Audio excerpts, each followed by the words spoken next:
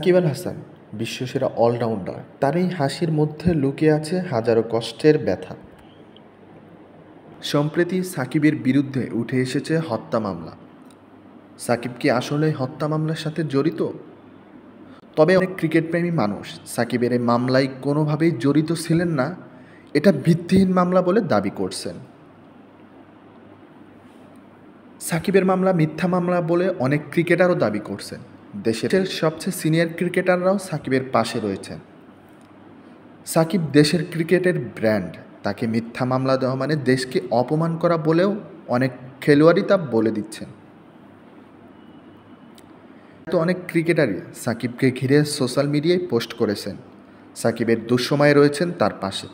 তারা আশাবাদী তার এই মিথ্যা মামলা থেকে কাটিয়ে সাকিব দ্রুতই ভালোভাবে ফিরবেন।